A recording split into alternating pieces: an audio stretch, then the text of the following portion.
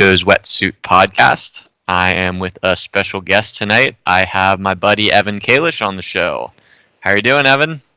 I'm good. How are you? I'm doing well. Evan's a really interesting guy. He recently graduated with an MBA, a college lacrosse player, and just an overall interesting guy that I wanted to have on the show. So happy to be interviewing you tonight, Evan. I appreciate it. It's an honor to be here. Definitely like the brand. Definitely like what this is doing and what you're doing for the podcast scene. So I'm excited to be on here. Awesome, awesome. Wait, you mind? Can you just turn your volume up a little bit? Yeah, absolutely. Let's see. Can you hear That's the good thing about not being live is you can just edit all this shit out. me? Okay. Can you hear me better? Yeah, it's better. Okay. All right, sweet. So let's see. All right. What do you think? What do you want to start off on? We could do. So Do you want to talk about like the the heart growing. condition? Yeah, I'll do the heart condition. I'll go right All into it. right. Let's All do it. right. Okay. All right.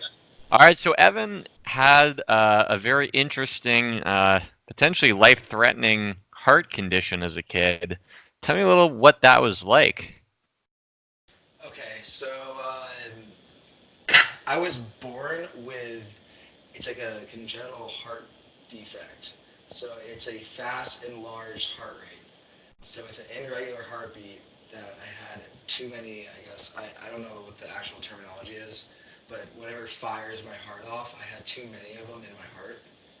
Because of that, my heart would be like at resting around like 200 beats per minute. So that's like if someone's sprinting. Right. It's like a really fast pace. And this was like when you were an infant. All the way up to 16. Oh, damn. And also, I have ADD and like ADHD, like the learning disabilities. Um, but I had my parents put me on Adderall at a really young age. So with that combination of that heart plus Adderall from age 7 to 15, it destroyed my heart. Like it broke my heart down to a point where I was playing lacrosse. I came home, passed out on the staircase, and my dad came downstairs and he looked at me and was like, "What's going on? What's going on?" And uh, I remember waking up and I guess my lips were blue. And he's like, "Okay, something's wrong." I knew it. I knew it. I knew it. Every time I would go to the doctor before, the doctor, my pediatrician would be like, "He's good. His heart is just Mm. a little irregular. It's just a murmur. It's fine." Like I got my heart tested when I was probably like 10 years old because I ran off of a soccer field crying, like freaking out. I'm like, my heart, my heart, my heart. My mom was like, all right, we're gonna go get him. We're gonna go get an EKG, do all the like chest testing and stuff like that. Everything the doctors just said I was fine. I don't know how. And then I go down to one other doctor. My dad just calls up. My dad's a podiatrist in Vero Beach, Florida, and so he calls up a doctor that I've never been to.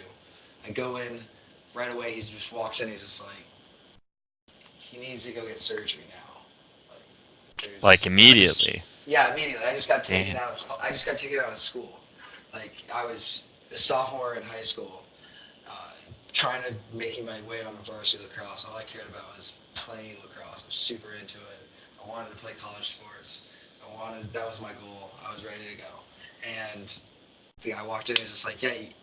I asked him, I was like, can I play still? And he's just like, oh, I don't know if you can play sports again. And that, like, it just hit home. I was like, oh, wow. Like, this is going to suck. And so, shipped me up to Jacksonville the next day, surgery in the next, like, 5 days, I think. Uh, took 9 hours on the table. They couldn't do, like, they had to do local, not general. They couldn't do Oh, poke me okay. out. So I kept on waking up like crying because my back was on Oh, a flat table and just sitting there. But yeah, it was terrible. The whole experience was not fun. Uh, I had to sit out um, a whole year for sports. So I had to do Holter monitors for like 3 days straight where I couldn't take a shower. I had to sit in my own sweat. I live in Florida, man. It's hot all the time, like all the time. So um, it it was a humbling experience to say the least. I kind of take life as is now, because I have a kind of a second chance. I probably have Yeah. another 3 weeks left. I'd probably been running down the field and just poof, sleep, just going to sleep right there. So yeah, and like there was one thing that really got me. There was a kid that was in the hospital when I was there, and I was in like the same ward as like cancer patients, I'm pretty sure, and then also um, like other heart failure, like heart problem patients, that they're kids. And I was like one of the oldest ones. I was 16, so I was in the like older end of it. And there was a kid that he had some type of cancer, and I remember just talking to him, and I was worried about my surgery, and he just told me, he's like, I don't know if I'm gonna live. And like he was 8, and I was 16, and I was like venting to him. We were playing video games in one of like the playrooms in like the lobby. It just put it in perspective of like what, um, you know, just like how lucky I was to have to happen to me. So Right. Right. yeah, It's like seeing. It's like no one, should have to go through stuff like that. But it's like then when you see like little kids experiencing it, that's got to be just brutal. I just like Brutal. after that, I like went back into the room. My mom's like, are you nervous? Like, are you nervous? I'm just like, no, let's do this thing. Like, just fear nothing. And I started doing this model because I watched this ESPN clip. It's really good. It's like one of those 30, like those little snippets that they do before games and stuff. Like Wisconsin football had this one kid. I'm pretty sure he actually did pass away. I think he did pass, but uh, he created a bond. This kid with cancer, like 8 years old, bonded with this the quarterback for the Wisconsin Badgers, and like the motto they had was "Fear Nothing." So I saw that, and I just took it too. So I just ever since that, I used to have like on my helmet, I would say "Fear Nothing" on my helmet, and on my gloves and stuff like that. Like I would always write it everywhere. And so it was kind of a cool motto to live by, because after that I was just like, everything you do, just go full speed. Like don't worry, Absolutely. because like it's like just how like how we met. That's exactly how I live. Like that is how, if you have to do something, do it like that, because you don't know when you're gonna die. Right. Absolutely. Yeah. I feel like. I mean, it's crazy because it's like you kind of live. Yeah. I mean, you're proof of that sort of like living like that. Because I mean, you mentioned how you went from the doctor saying you're never going to be able to play sports again, right? How did you end up? I mean, now you ended up playing at an elite level, college lacrosse, and I mean, sounds like just overall kicking ass. How was it a long kind of recovery process, or how did that all unfold? So surgery happened. My heart rate right away, boom, to like 75 beats per minute. Like I was looking at the monitor, and I'm just like, wow, that actually worked. It just Like normalized like that. normal. I was like, Wow. that is sick. I remember drinking hella chocolate milk. I just kept on. I was so hungry. I've never. I wasn't hungry. Like when I had a heart defect, my body wasn't being nourished. So right when it happened, I was like, nurse, I need food. I need food. Like I'm so hungry, and I just kept on eating for like 3 months straight. I swear to Man. God, I I gained. I went from 45 to probably 200 pounds, 210 pounds in like 3 months, and like grew probably 4 inches, 5 inches. Wow. It was incredible. I've never seen it. And so I turned into this like scrawny kid into this like just like everyone's like, whoa, what happened to you? I'm just like, I don't know. Like this heart thing started working, and now my body's like responding to it. So I started growing without even working out or doing anything, no running, nothing.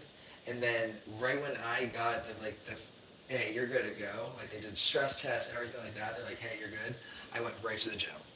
and I picked up serious weight right away. I was like, all right, I know something's different. I'm like, I'm gonna play a different position in my sport. Everything else went from there was just like super. Sports got easy. Like playing lacrosse was like this. I would go out there. It was like my field. So Right. yeah, I don't. Yeah, you go from a scrawny guy to what was it? Did you come back like over a summer or Like like the once they next get school year or? no, like the day I got cleared, I played the practice lacrosse, Oh, and okay. one of my, like right away I knew I was like, uh-oh. I was like, everyone's into a for a bad. It sucks to be you, but great to be me. Like I knew that Yeah. that like I was running faster, like longer. Like there was my muscle recovery was just way faster, just tenfold. Like I was a good athlete before, but whew, I just got like the doctor even said he's like, yeah, it's gonna pump more blood to your muscles more efficiently. Like it's gonna eventually thus create more muscle growth, and I mean, like the strength of my body will just increase. So yeah, it was the whole thing of how it was. It's kind of a blessing to have it now. Kind of got that out of the way. I'd rather not deal with that when I'm 60. That would be a good idea. Right. But I almost feel like when you go through like really rough stuff like as a kid where it like sort of like forces you to I mean it kind of forces you to become a man in a sense, right? Where like you're going through stuff that's like life or death, like serious shit. Like most kids, at least in this country, probably don't, have to face something like that, thank God. But once you actually like do, I mean, man, that's crazy. That's got to just give you a whole new perspective on life. yeah, it does give you a good perspective. I also another thing I think about is the hardest thing. It hurts me is to see my parents when they're worried like that. It's just not fun. I'm Right. like I'm like if I die, I die. Just it's okay. Like just make sure you have a cool funeral for me. But like come on, I don't want to see you guys. Like my mom would just be sitting there like rocking. I'm like, oh come on, stop. You're freaking me out. Like she was so panicked.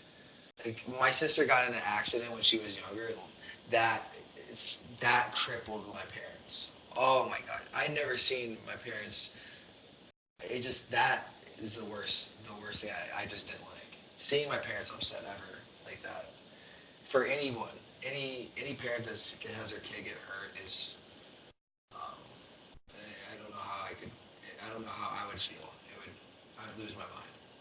Right, right. So. Just a less serious story. It was kind of funny when I was this was like sophomore year. It was actually kind of around the same time that you had your heart thing, I guess, kind of pop off.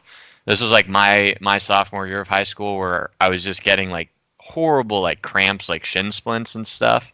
Like doctors thought it was shin splints. I did physical therapy forever, you know, icing, just stretching, whatever. Nothing worked, and I was like playing basketball at the time, and it would get to the point like at the end of practices where I'd literally be unable to like move my foot up. Like my like Oh my legs god. were like completely knotted. And I was like, what the hell is going on? Ultimately played some like Dr. Google and found out I had this thing called compartment syndrome, which is basically where your fascia surrounds Oh. your muscle too tightly. It, Have you heard of wait. that? Say it again. It's like your fascia, so the sheath that surrounds your muscle, Yeah. basically just genetically, I guess the way my body developed, it was like hugging the muscle too tightly. So the muscle, when you exercise, it expands and more blood flow gets Right. there if things are working right. But there wasn't enough blood flow, so that's why I had like pins and needles and couldn't move and stuff. It was a whole ordeal, but I remember I was at the sports medicine clinic with my mom, and basically in order to test for this compartment syndrome, they put a big needle, like I'm not even exaggerating. It was like a needle probably Uh, like this big, like thick needle, and they put it straight into your shin, like into the muscle. And see, I'm like sitting there, I'm like sitting there like, all right, like this sucks, but it's like I was actually thrilled because I was like, oh my god, I finally like figured out what the heck's figure going out. on. Like, just got to take care of this and then get back to playing ball. And so they do the test, and when they put the needle in, instantly my mom faints. All of the nurses, all of the doctors, they immediately just completely forget the fact that I have a needle in my leg and don't go rush over to take care of her. And I'm like, guys, what the heck? But it reminded me though, it's like it's that sort of thing where it was like my mom was like much more worried just the whole time and me getting surgery. Like as a kid, I was like, feeling pretty invincible, like whatever, like I'll recover from it, which I did, and everything's gonna be fine. But yeah, man, I hear you as far as like when you see your parents like concerned about your health, it's just there's not many worse feelings. It's tough. And talking about needles, when I was gonna get my blood drawn to start like the process to get the surgery going, this nurse, she must have been new, something, I don't know. I don't know. She Oh must no. have had that day. I don't know. I was trying to get myself pumped up for doing the surgery, so I'm like trying to hype myself up, like you got this. Don't die, don't die, don't die. Literally, I was thinking in my head, don't die, don't die, don't die. Come back, come back. So that's why I kept on waking up. Probably I was just like fighting the the anesthesia, like Yeah. come back. So I was waking up all the time. They're like, knock him back out. Boom, I would hit the thing. But anyways, I go in. The lady tries to tap my arm. She hits it. He goes boom, just all in my face. Wait. The blood? Blood sprays all in my face. Your All in like my your face. blood just She gushes. tried to hit my vein. She hit my vein and went doosh, just all. And I'm just like sitting there, just blood dripping in my face. I'm just like so heated because I'm about to go into a surgery. I'm just like, I tried my best. My mom was trying to make me be quiet, but I was just like, I just asked her. I was just like, I'm having a bad day. Let me do this right, please. She's trying to wipe it off my face while I'm asking Oh her. no. I'm sorry. Oh man, I was. Yeah, it's like they want to like do everything to like make you like as calm before surgery as possible, and then that happens, and you're just like, Oh, what the heck? I'm about to just stand up and start tearing it up.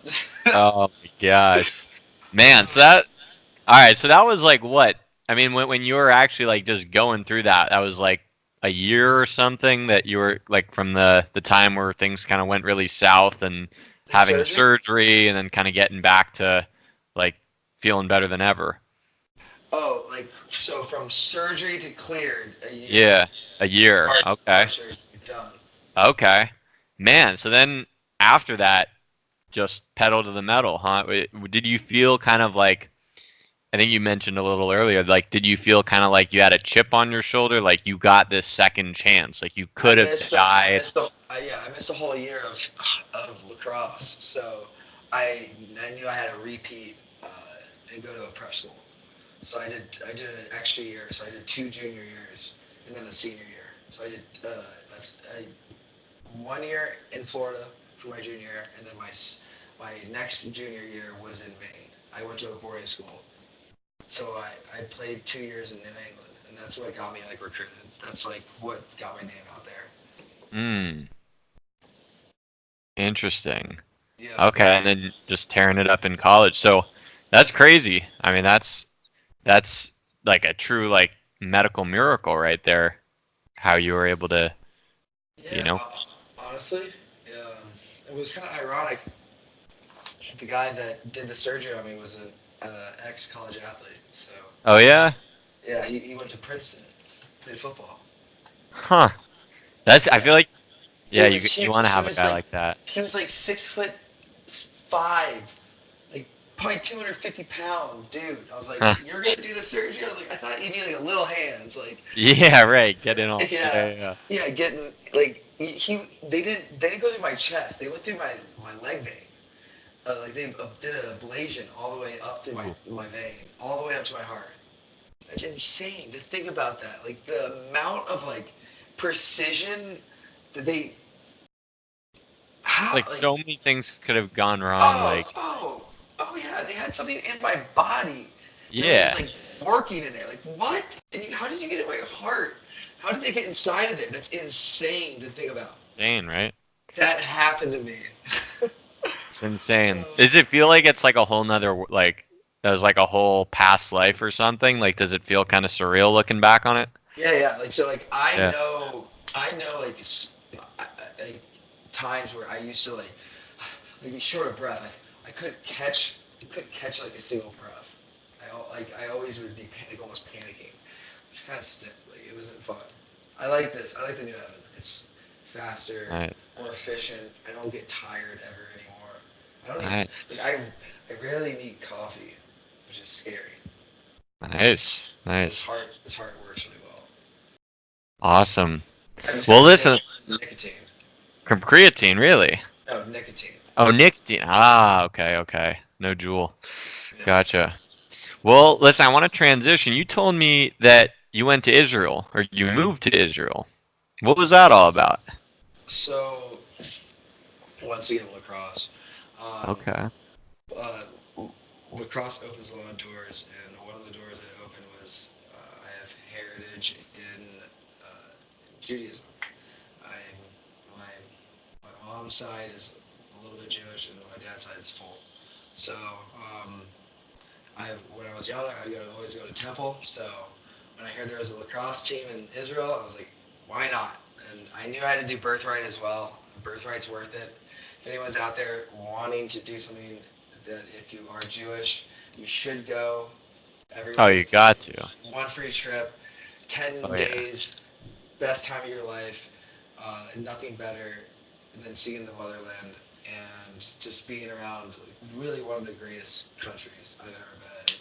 Absolutely.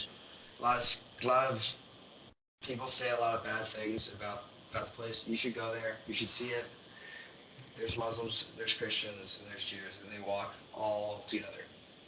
Right. I, I it's hard to hear the stuff that you sometimes hear in mainstream news, but a lot of it's fabricated, like Yeah. everything else.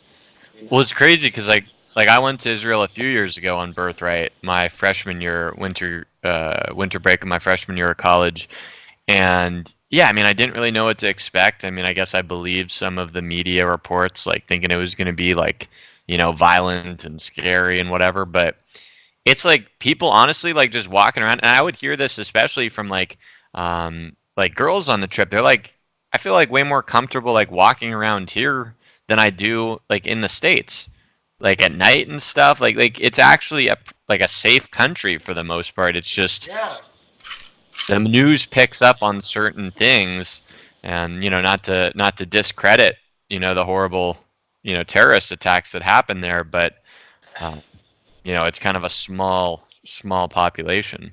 no, you're right. You are right. Yeah. But so you didn't just do birthright, you actually like were playing there. How long were you actually there? So I was there for probably around 3 to 4 months. 3 4 months, man. So I stayed at a house in Ashkelon, and I played for a club team in Ashkelon as well.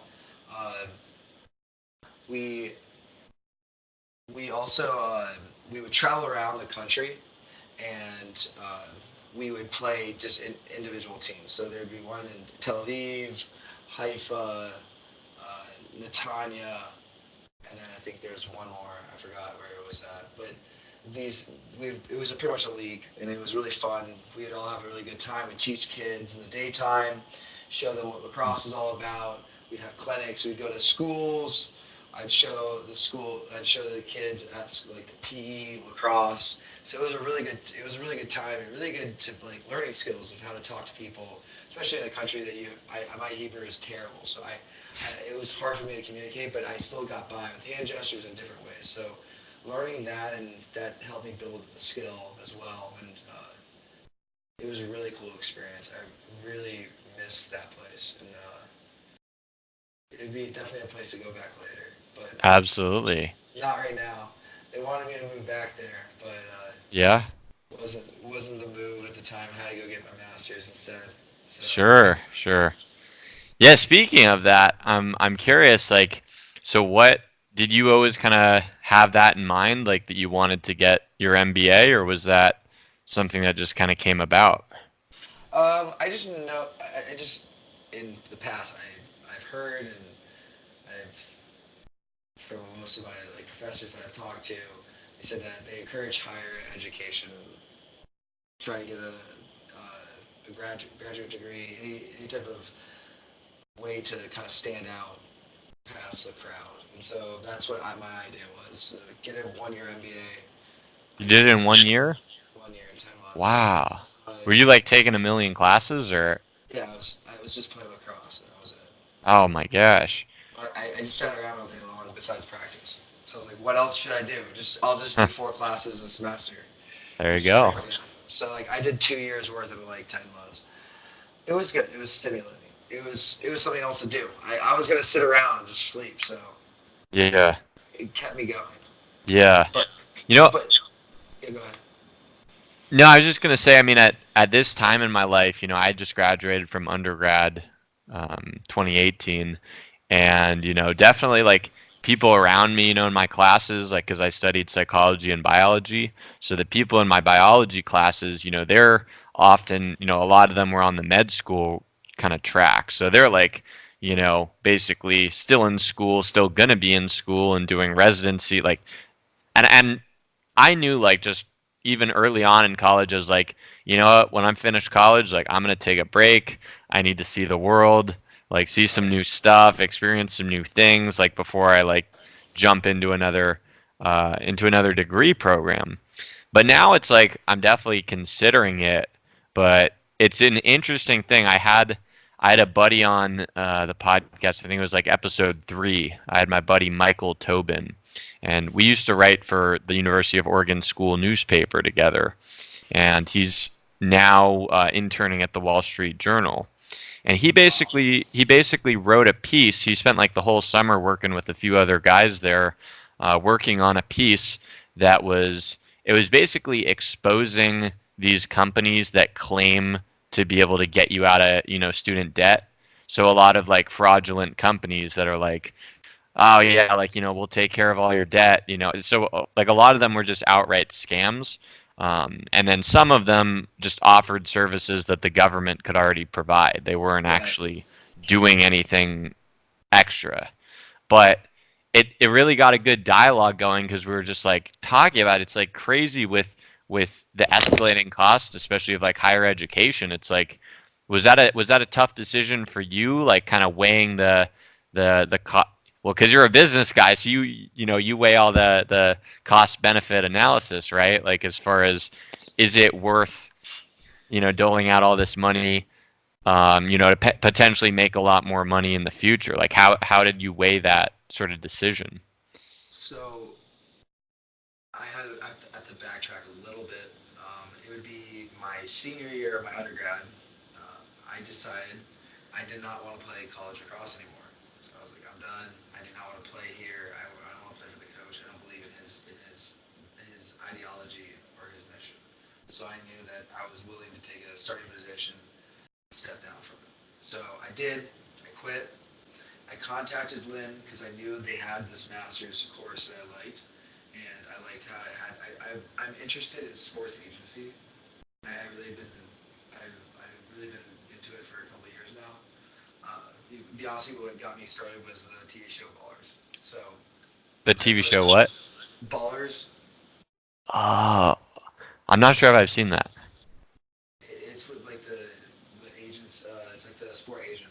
It's pretty much a TV show about sport agency, Okay. and like a sport agent that follows around his clients and like make sure they don't do anything bad and fix problems and stuff like that. So I always thought that was really cool, and I've always been into that. So I thought that I'd be interested in jumping into that MBA. And it was a 1 year, or I could be done in 1 year. And also, Lynn had a lacrosse team that was Division Two, and I knew I could transfer from D1 to D2 without any wait time. So I called up their coach. I said, "Hey, I want to come here, but I'd like some compensation for me to come here."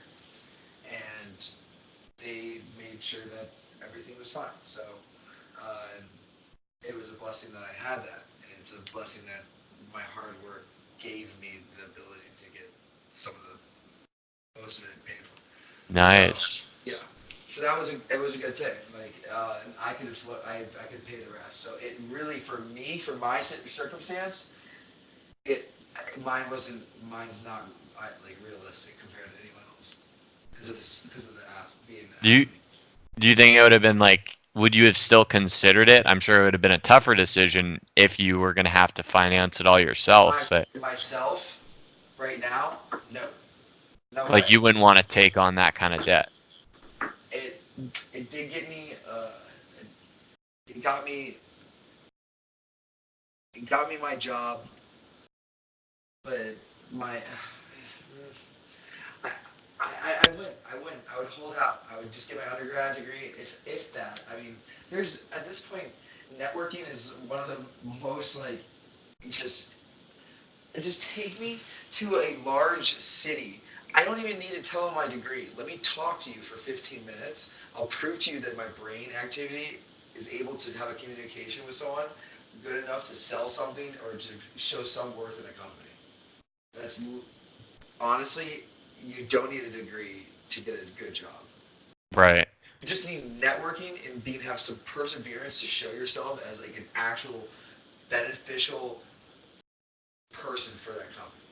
If you can show some type of value, show some type of outside the box thinking, anything like that, people hire you. Absolutely. No, I came to realize like, I don't know. I think probably like after when I was like finishing up with high school, I had a job basically canvassing, going door to door, knocking on people's houses, trying to convince them to sign a petition for this political campaign. And I didn't actually care at all about the political campaign. I was just doing it because it was paying over minimum wage and I needed the money. But that actually ended up probably being one of, if not the most valuable job I've ever had, solely because it forced me to talk to like practically 100 Everyone. people a day. Yeah. So it's like I started off like super awkward, like I'm not, as a kid I was like very, kind of socially awkward and shy, and like this just like completely, it was like threw me to the wolves, where it's like, you start off like reading the Oh, script, like it's super tough. Yeah, but then it's like by the end of the summer, I would just know how to like knock on someone's house, like get a gauge on like how they're feeling, like be able to read like, oh, are they like skeptical about something, and like call it out, be like, oh, like what about this do you have hesitation about, like just being able to like read facial expressions and yeah. micro expressions, like all this stuff it's so valuable, like you're talking about, man. It's the networking skills. I honestly can't for the life of me understand why that's not like a high school class. Yeah, like it's more valuable than It's gold. anything else, I think. I'm just that's something that I'm so good at doing. I can walk into a room and just take literally there's like simple steps to doing it. It's like there's way you hold yourself, you can create like positive energy and attract like attention to you if you want it. There's ways that you can hide in a crowd, and there's ways that you can create yourself like being like the magnet almost.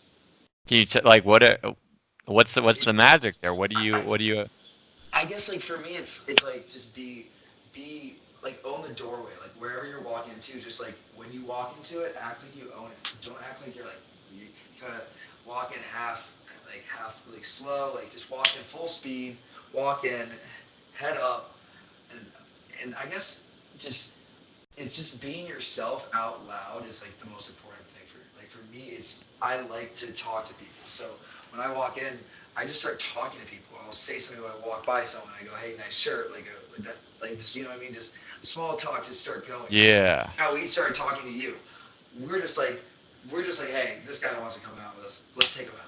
Let's come. I think that'd be the best way, like absolutely. to just like we asked the Uber driver to come out with us. We watched wasn't the basketball game going on? It was. Yeah. Yeah, Yeah, yeah.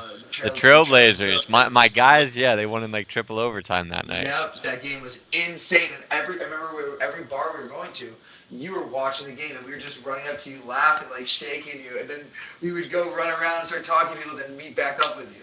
So it was like that is exactly what we're doing all the time is talking. Like when I was at Publix today waiting to get a sub, I can't really talk in depth about what I do in my company, but I can talk about that I was talking to this guy at Publix, and I start talking about his company. I go, hey, I think I can help you with what I can do.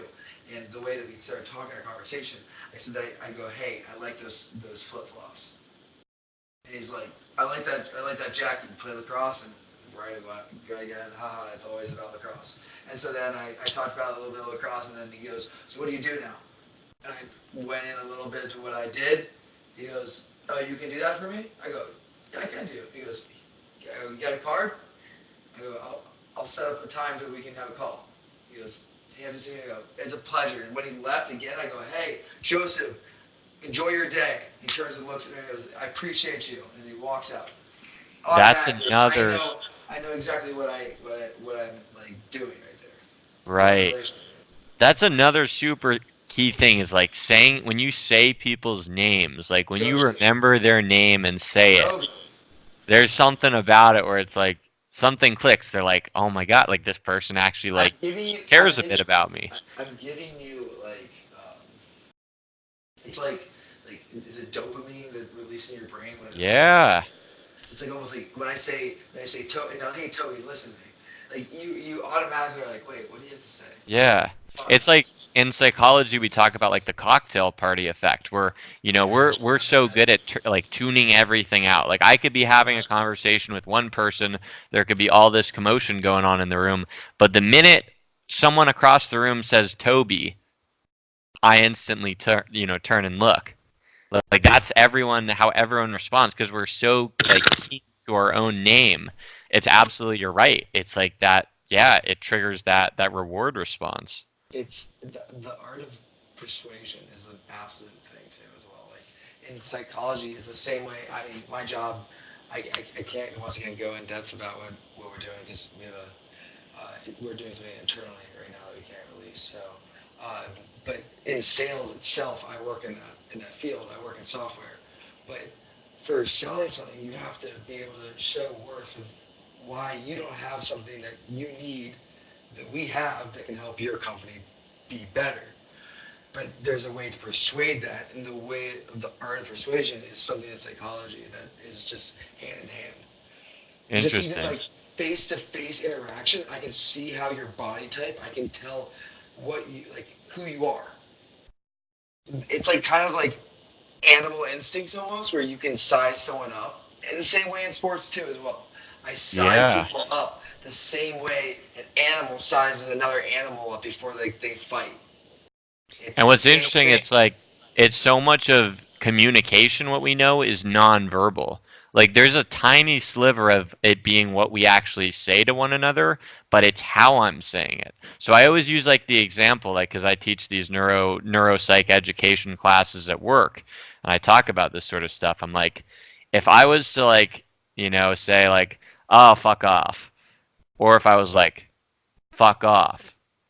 Those mean two very different things. Like, and you can just perceive that based on my tonality, my vocal inflection, just subtle things, and being able to read that absolutely is one of the biggest, I think, keys. Did you was that like in your MBA courses, was like psychology a big component, or did you learn kind of most of this stuff on your own? Marketing. I think psychology is also in marketing. Marketing and psychology, once again, hand in hand, because those are things that marketing uses, like actual scientific like stats to prove why humans are attracted to something, how you can sell something. That's the exact same thing of persuasion too as well.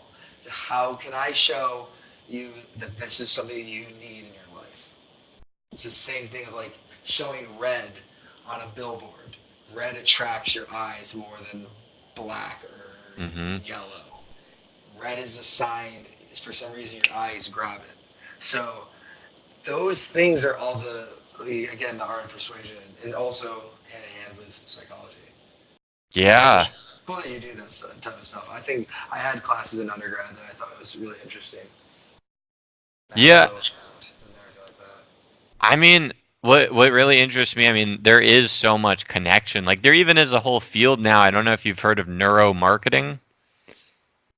Have you heard anything about that? It would make sense though. It's It does it's make sense. Yeah, so it's basically using like technology that I work with on a daily basis, like basically an EEG, so measuring the electrical brain waves. So you would say have an EEG cap on and then measure people's brain responses to say like two different advertisements. You see which produces kind of the greatest kind of dopamine, per Right. se, the greatest response. And that's a whole like I feel like, advertisers, marketers, they're so keen to that stuff because they're able to like, just pick up on like, like just making like products, like making food that like, just like is Makes sense. addictive, like just you can't Makes stop sense. eating it. It's So so connected. And you can make a lot of money if you understand that. If you understand like what makes human brains tick, that's it. and also how my big thing is how do I make my life easier? Is like that's my thing is always like how can I create something that can make someone's life easier? That's how you can sell something. Because automatically convenience is always key. Right. Right. Sorry about that. I had a text message. Oh, you're good. So figuring out how to make your life easier. Okay. Yeah. Do So you incorporate that into business? so I mean, what I do for a company does help other businesses, but I guess for lacrosse coaching, I guess I'm helping kids get better at Right. lacrosse. So I guess yes, I would say yeah. I would say Yeah. yes. Yeah. How about it just came to mind there's a book I read like a couple years ago in college called How to Win Friends and Influence People by Dale Carnegie. Have you ever read that? A No, lot of I the haven't. stuff we're talking about is like from that book. Um, or they touch Same on in that mindset. book. Yeah, same mindset. Great minds think alike. Um, There was one thing that I was going to touch on that you had mentioned, or just about like basically, I think like a lot of maybe kind of people who aren't great at advertising or marketing, it's like they're like, here, let me show you this great service that we can offer. But like, I think what you maybe mentioned, and I think what makes someone really good at that sort of work is being able to be like, what do you need? Like, how can I help you?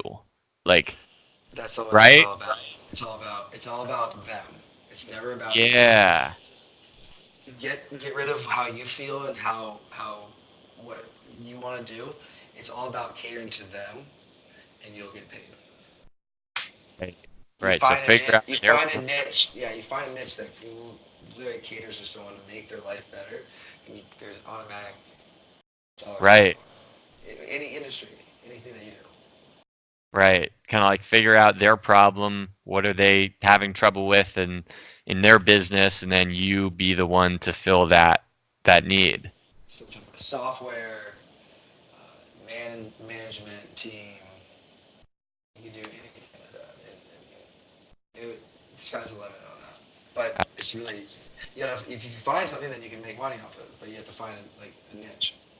It's Right. hard. Right. Where do you kind of like see yourself going as far as, do you think do you eventually want to do like entrepreneurial things, or Yeah. do you kind of have it mapped out, or do you like just kind of like more I, kind of just go with the flow? to be honest with you, I want to be. I want to do something with. I do want to have some real estate. I want to have some investments like that. Been doing a lot of research on that and trying to like really get into it more. And then second, I think that I'd be into trying to start like some type of software, some type of app, something that I can make, I can kind of like create. I want to create something myself. I want to have once again a purpose for someone to make their life better, or fix Right. something, or be able to create something that makes their life, that's what I always go back to. Is how do I make someone's life better? That's exactly what I would try to do. And try to have some type of product, some type of service or software system, anything like that, anything that would fit doing that would be what I want to do. Right. Right. So you kind of got sort of like an outline sort of deal, like where you kind of Yeah, like you kind of know where you want to go, but you don't. exactly know like how to get it, Well, like it's just which path they're gonna take. where I'm at right now. I'm making good money, so I need to save some more money up, and uh, you know, I'd say the next couple of years I'd be figuring out what I'm doing. But right now I'm quite content, and I just need to focus on myself and you know building some assets for doing something like that. Absolutely. Yeah. So I'm curious, like what does what because you seem, I mean, just like a very motivated guy. You know, a lot of people don't, have that level of ambition. You know, they're content, just working, whatever their basic job and not really doing anything, not, just kind of content with a run of the mill sort of life. And I get the sense that that sort of never has, satisfied you or, or never been something that you've wanted to do. Like what do you think? Have you always been like that or? Uh, I would say yeah. I've always just been like just let's just go do it. Always been. I don't know. That is a really good question. I would say I used to be afraid at one point. Like I went through a weird stage where I used to be afraid of everything, but then I just like snapped out of it again, and then um, after that heart problem, that's when I just like that's when things just I dove in head first, everything. Yeah. I, So I feel like definitely like fear, like I've definitely a lot of times in my life have been motivated by fear, and it's not necessarily the best like place to be coming from, if the motivation is more like I'm trying to succeed rather than like not fail. You know what I'm saying? But yeah, it just I don't know. For me it was just like a enlightenment almost. It was like that when you just feel like you feel the Grim Reaper right behind you, and then he just takes his hand back off and walks away. You're like, okay. So every single time I would do something that was like, I was nervous, like to talk to this girl. I was like, dude, I almost died like 2 years ago. Come yeah. on, like, talk to her. So I'm like, what? No, I had to lose, and it would pay. It's paid off in so many scenarios. It's paid off. Just being yourself, I guess, but just also just not.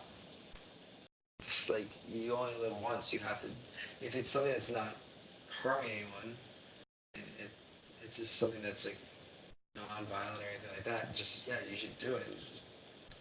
If you want to, whatever you want to do, you just have to put your mind onto it. Like I wanted to be always become an All-American. Never got to be an All-American until this year. I finally got it. Like I was hunting for that name for so long. I never got in high school because I was a Maine resident. I was a Florida resident, so they wouldn't give it to me when I played up there. Even though I had the best stats, couldn't get it. So I've always been like, those are like goals. Like after I had a heart problem, I was like, I want to play D1, like D1 lacrosse. That's it. And I did that too. Like when my teachers told my parents that like it pissed me off when I was younger that like my parents didn't tell me that at this time, but my dad told me when I was like uh, like in high school. He told me he's like, yeah, when you tested, they told you to not enroll me in the college to put him into a trade school. He does not need to go to Hmm. college. He's not gonna last. Oh, Like cause like ADD sort of stuff. ADD stuff like that, Yeah. testing and something. They're like not worth it whatsoever. And Right. so uh, that pissed me off again. Yeah. It's like a motivator, right? Like I I don't know if you see like where like LeBron will be like, he'll have like a mediocre game, but then there'll be like some heckler on the court and just start like going in on him, and then it's like, oh, you see him, he just boom, changes. boom. It's like, Yeah, yeah, yeah. I get motive, and you're in psychology. You can probably tell me what's wrong with me. I get motivated when people tell me I can't do something. Like it Yeah. triggers me. Like if you want me to work better like if I'm doing something wrong at a job, yell at me. Actually, because then I'll get so mad. I will do it so well that I'll let you know that I'm doing it so well. So Right. I will make sure that it's just like almost like it triggers me to just be like, just kill it now. Don't ever let it get to anywhere close to it. So like once I learn my lesson, I always move on. Like, I guess I just perform at a high level after it. That's what motivates me. When people, a lot of Right. people are just like, you're never gonna do that. Like, oh, you're gonna go and get your master's. Like, you're gonna fail out. I'm like, okay, I'll get it done in 10 months, and then I'll tell you, hey, I got it done. Where's yours? And then they can't say anything.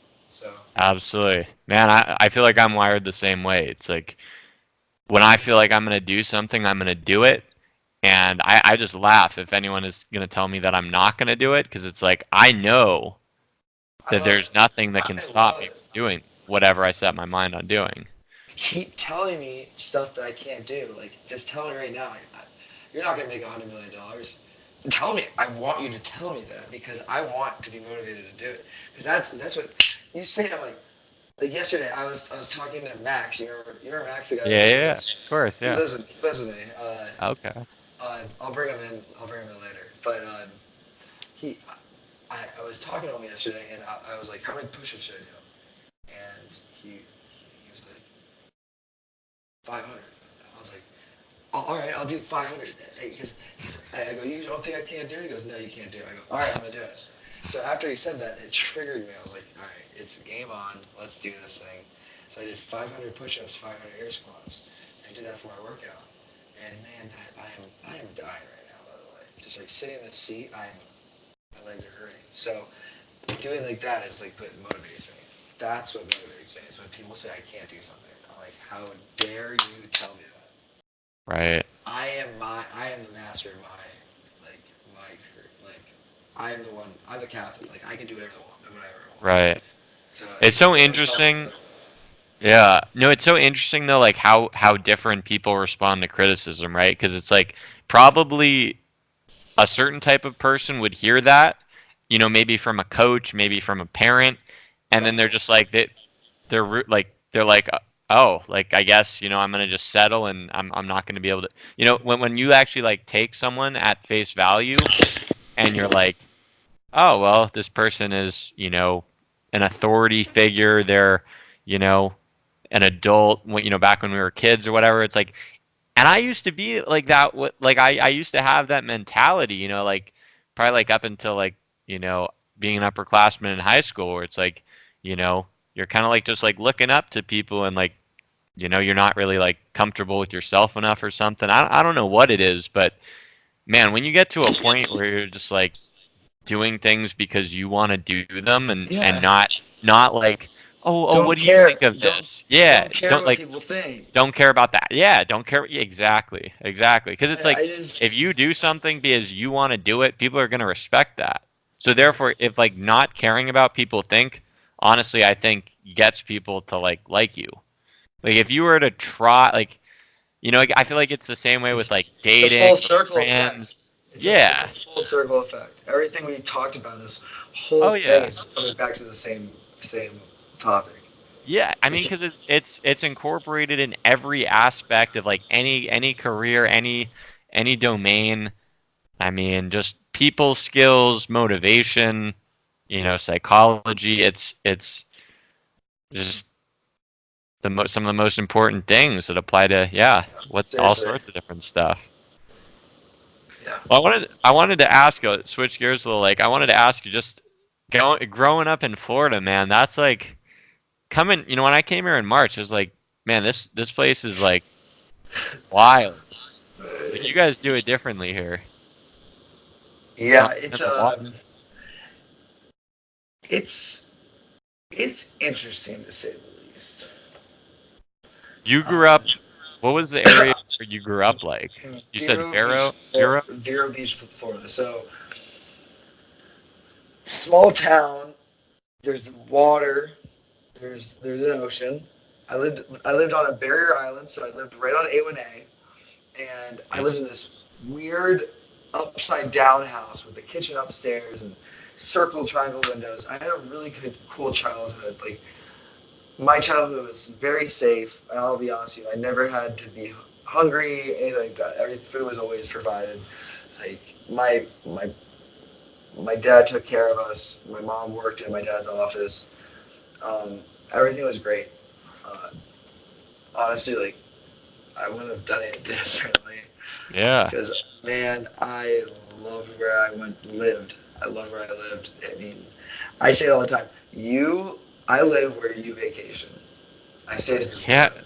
People come here. I'm like, I live here all the time. This is Right. I live right here. And the it that's it's the best thing when I used to go home and I go fishing after school. Like who got to say you caught like a snook or like a tarpon after class? Like that's what I Yeah. was doing. Like I was skimboarding every single day. Like I skimboarded for like years and just constantly skimboarding. Yeah. Man, Never done it. it's a good life out here. I mean, I remember when I first got here and I would just be like, I came from Seattle and it was, raining all the time. There had just been a big snowstorm and like I just kind of gotten used to it, man, where it's like, you're just used to the dreary weather day in day out and it's like it becomes just normal because that's like what you become accustomed to, but it's not until you get out of that. When I came here and I would just like I remember the first night I got to Deerfield Beach, I was in an Airbnb like 3 blocks from the beach. So the next morning, I don't start work till noon. So the next morning I wake up and I just walk to Deerfield Beach and I'm like, I'm in heaven. Like this is like the coolest thing. It's like Yeah. and I still feel like it's like I'm still on spring break when I'm not working. It's great. This place is beautiful. It's a Yeah. beautiful area. Yeah, the people kind of suck. I get it. Yeah. Um, See, I wanted to dial in on that because that's something that's actually interesting me a lot lately. Because I read something. I think there was it might have been a Forbes article it was some big magazine article basically on the most depressed cities in the United States. which is Boca. I don't think Boca was actually on it, but Deerfield was on it.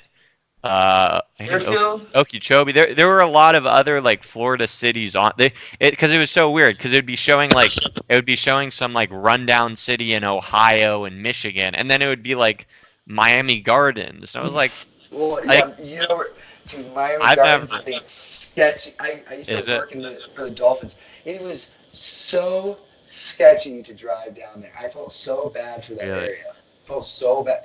The infrastructure, you can see there's no taxpayer dollars. It's terrible. They need to. I don't even want to get started with that. I'll just Yeah. go off. So, uh, Yeah. But it's interesting though. It's like it's such a beautiful area, and you would think that. I mean, it's kind of. I mean, other than Miami, it's kind of like a slower pace of life out here. Not being in a big city, and like, why do you think that is? That like a lot of people are, and I've honestly noticed that it's like a lot of people are just unhappy. It seems like, especially in Boca, there's a lot of people who are just like very entitled and I don't know. My guess is they've always kind of been around so much money. They've never really struggled. They don't really, you know, yeah, th those people you have to just humble back. Plain and simple. Like if someone tries to give me sass just because they think they're rich, I will put it right back in your face. I don't care who you are. And I'll be honest with you, if I'm not, I wouldn't run into anyone that if I'm just walking down the street or something like that, or going to a restaurant and I'm eating food and they're eating food, someone says something to me, it's like rude. I'm not gonna get disrespected. So right. I'll put an old boga man in his place if he has to, and it's happened a couple of times, and you move on, and they usually respect it. Afterwards, they usually apologize. They say I was out of place, and I go, it's okay. I just don't get disrespected. They Right. usually understand. So honestly, that if you've ever had that, uh, just kind of check someone. Just say, Yeah. hey, I like being disrespected like that. Don't disrespect me. Right. Because they're like doing it. I don't know why. I mean, maybe just Power. it's It's a like game almost out of power. power. Yeah. They're They feel testing to like see how you're gonna they respond. feel like I know I am rich and I can tell you what to do because the stature of who I am. And I don't Right. take that. You Yeah. you once you have none of the monetary value, you are nothing different than who I am. Right. There's nothing different than me and you. There, at the end of the day, we're just two people. Just Yeah. respect people. That's what I would say. See, I feel like that's It, something like with it's hard. travel. Like with travel, I feel like, or just like experiencing like different cultures, different people, like going to Israel or something. It's like you see people, Yeah. like when I went on Birthright, basically like half the trip we had Israeli soldiers staying with us. And these people, all the way across, the world, but the same age as us, they listen to the same music that we did, they watch the same like it was just such a humanity moment, where it's I, like I, at first I, you're like, oh, like this is weird, whatever, but by the end of it you're like, man, like these people are just like you or me. you're right. And I had the same experience with the people on my trip too as well. I haven't kept in touch with most of them. I used to. I wish them the best. I don't know where they are. I need to reach out to them. But Yeah. it's a beautiful thing to see that. It really is. Like that interconnection of culture that was so like I'm trying to figure the word, but malleable, or it was just able to just merge with each other so quickly, and we were able to make connections in some way, some possible way. It was Mm. something that we were able to connect with, and then keep on building on that kind of foundation. Once I talked to one of them, I'd build that foundation and just start building on it. And Yeah. so, All right. So obviously we got, the big issue as far as the opioid epidemic in this country.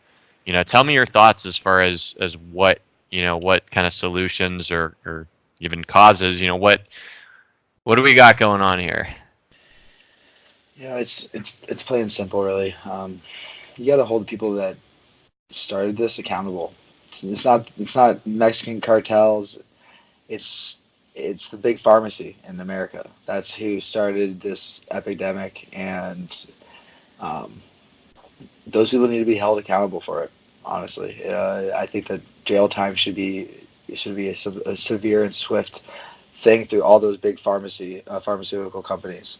Hold the people accountable for this terrible thing that's happening. You gotta realize that millions and millions of people are dying from it across the country. It's I in Miami, it's terrible.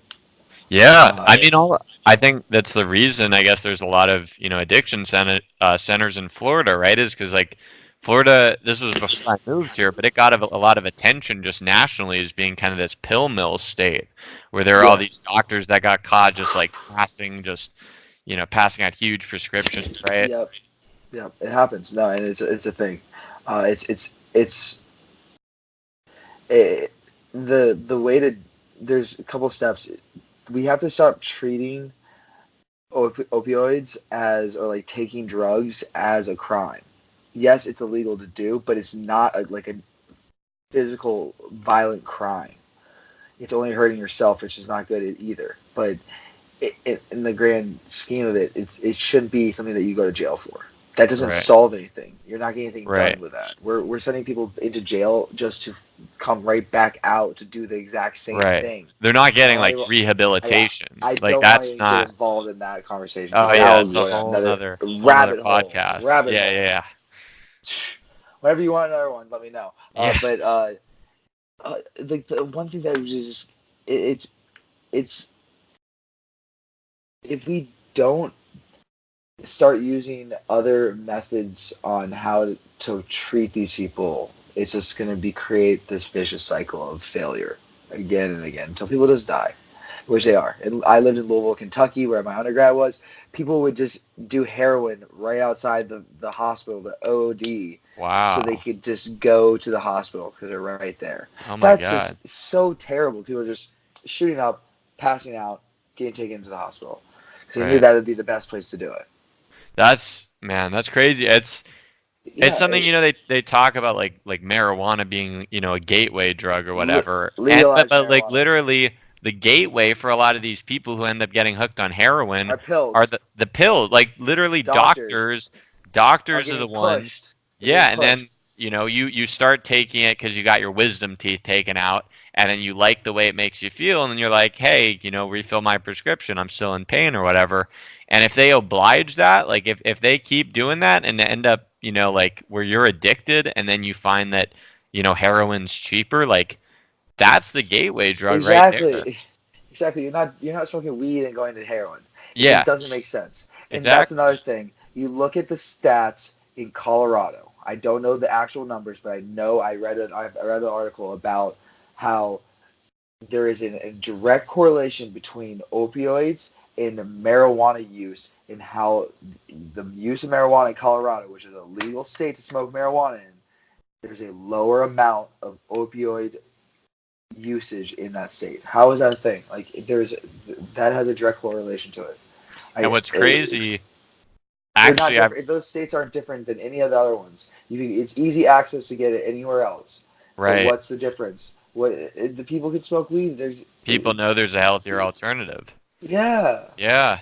And then what's crazy, it's like I saw one of these company, I think it was like the company whatever that makes Vicodin or whatever, they spent millions and millions of dollars to basically lobby to get Oh yeah. Arizona, to not be able to have medical marijuana. This is talking like medical marijuana is for people not who just want to get high, smoke a joint. This is for people like who are in chronic pain, they have Seizures, cancer, seizure, like I MS. think it's just a crime against humanity, honestly, to not allow people to when there's a safer alternative to something to not to lock people up for doing that. It's crazy. My friend, just like what LeBron said, sometimes that doing something or saying something will hurt your financial freedom or your financial investment. The same thing LeBron says is the same thing these pharmaceutical companies saying. They're saying if you're gonna do this to me, we're gonna make sure it doesn't happen. So we're gonna put as much as money as we possibly can into it, get our lobbyists, so we don't suffer a huge loss in the end. I mean, it's crazy to Getting me. just because if it's marijuana gets legalized across the country, boom, drug problems are gonna go right out the door. It's gonna be gone. There still will be drug problems. It's anywhere you go to Amsterdam, there's still drug problems. It'll be less. That's the thing. There'll be way less. People aren't going to be killing themselves because There there's won't a be healthier alternative. overdosing. Less people will be drinking. Less people will be drinking. Yeah, absolutely. I mean, I know in Colorado, speaking of Colorado again, they found this was like one of the first years, I think, when it got legalized, there was a dramatic decrease in like highway deaths, that they attributed to a lot less people drunk driving, maybe those people Bingo. were getting stoned on the road and maybe that's not the best, but at the same time, it's all about like a better alternative. If you want to, have some fun, it's like, we probably know that marijuana is a lot safer than alcohol. I would say for Yeah. sure we know. Yeah. Yeah. Yeah, man, it's Yeah. crazy to think just the heads of these companies. It's like, do they not have a consciousness? Like how, like like does money really get so deep down into their heads that they can't When you're realize that rich, they're that's the only they're thing they literally care killing about. people. They're literally Well, like killing people. what do they care about? That's it. Money. It's crazy, man. Money. Just keep it going. That's it. Blinds you. Money. Blinds you. Yeah.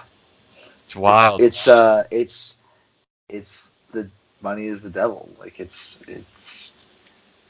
you want more and more and more and more and more of it. It's the sin that you want. You can create anything you want, power, anything. People Yeah. want that, and they get a taste of it, and they want more. People get addicted to just having seen their bank account get bigger. Right. That's Right. it. Well, I mean, That's I it. feel like I don't know if I agree with that completely. Like I feel like if you want money to be able to put into the right things, if you want to go get money to be able to like put your family in a better financial position, if you want to put your friends in a better like it's all about I feel like who is getting the money. Like if you But take yeah, someone yeah. Let who's me. power hungry and they're You're like right. they're like, trying to like, dominate some other people, they've got, lots of issues themselves and they get money like they're gonna get screw everything up. But I mean, I think just the concept of money being like inherently bad, I don't know if I think I disagree with. No, you're. I do. I want to restate my sentence. Yeah. That using money can definitely go in the wrong way. Agreed. Money can definitely be evil. It can be bad. So like this is an example where it's just like, yay, more money, more money, more money, but you're killing people. So the opioid crisis. It's a rabbit hole, and it's something that is just it's the way that how the government's set up. There's nothing that's going to get done about it. It's not even worth talking about too in depth because nothing ever gets done about it. Hmm. It's a vicious cycle, and also it makes money. Absolutely. I Sucks. mean, I've It's had like doctors. cancer. Cancer makes money. Yeah. Cancer makes so much money. Oh yeah. Cancer is money. Why get a cure? Why get a cure for these diseases? Because there's money to be made. Because they probably do have a cure somewhere. Right. Probably have a cure for AIDS. They're like, hell no. Let's make money off this. Hmm. AIDS is money, or any other disease that you have for the rest of your life that you need life-threatening medicine to keep you alive. Hmm. It all costs so much. Why? Because it makes money and you need it. Right. Remember with the thing we were talking about before? What do you need? What do you need? Tell me what you need. You need something to help you live a better life. Do you have AIDS? We have medicine for you, but it costs $1,000. Right. And then it's like you're willing to What do pay you want to anything do? if you Are you willing have to- your mortgage your house, whatever it is. Like, yeah, I'm with you, man. I don't know if there is a clear solution in place besides people just really taking more control over their own health and informing themselves. I think as Education. education, Education. I Yeah, honestly I think but is that's another problem. just the lack of Yeah, education. just the Yeah, lack of. yeah, I hear you, man. No. Well, I think that was a good discussion, man. I'm glad I had you on.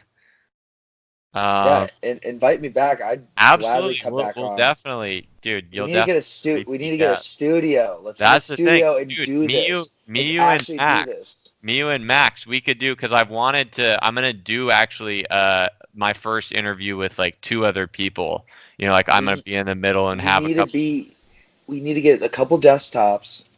It's just a couple computers, a camera, a mic. Like yeah, like professional lighting, like make Just it like just a legit. room. Just a room. Absolutely. Like we just need a room to do it. I mean, we could do it in my living room. Honestly, I could care less. I mean, I honestly, I got my buddy in Miami like has like professional like cameras and lighting. I may be able to borrow something from him, and we could try to just get come that over worked here and out, like a little just do that. do-it-yourself. Yeah, Yeah, we should do yeah, something like man. that. Talk about sports, Hell events, yeah, just stuff. We just shoot the crap. absolutely, man. We could go on about all this stuff, for hours. So, Yeah. hell yeah, hell yeah. Would you I don't know. I mean, usually I ask people, if there's any resources, you direct people to, or if people want to. I don't know if you want people to get in touch with you or not, but I mean, feel free to plug whatever you want to plug at the moment. Uh, right now. Yeah, yeah. If there's, I don't know if you want to direct people to your company, or I don't know if. No, I Yeah. can't at this moment. There's something going on internally that I was not supposed to. In December, I would love to have Good. another podcast, and I can tell you all about it. It's Yeah. an Do that. interesting tool itself that we can talk off the air, but I don't want anything Sure. online. So I want to just personally talk about myself and my goals and my ambitions. Yeah. But soon we will have that discussion, Absolutely. Yeah. A and little it'll be on teaser here. for part two. We do need to do another podcast because Yes, we I will. think I think I can get good at this whole podcast thing. Dude, you've been a good guest, man. You're Yeah. just it's just honestly being a good like conversationalist and being Yes. able Can you to just talk to a wall? yeah. Yeah, Yeah. I can literally talk to the wall that's beside me for Right. the whole night. I don't need anything else. I'm just like, hey, you're a nice wall. Yeah, right. Right. Well, good. So if you guys enjoyed today's episode, go ahead and give us a like and follow on YouTube. Roscoe's Wetsuit is the YouTube channel. We're also on Instagram, Roscoe's Wetsuit Podcast. We got it audio version on Spotify, Apple Podcasts, iHeartRadio, anywhere you can find podcasts, we're there. So go check us out. Again, Evan, thanks so much again for being on the show. It's a pleasure. Honestly, I'm just glad that I got in before we go famous. I So know. Dude, you this is better what. line. People are gonna be lining up for autographs, man. Like once this blows up, they're gonna be like, "You were on before Wait, the OG days." before Roscoe got big, you were on Yeah, Roscoe. But I'm like, you're I was like the on Roscoe's OG, wetsuit. the OG OG guest. wetsuit. OG Yeah. wetsuit. Let's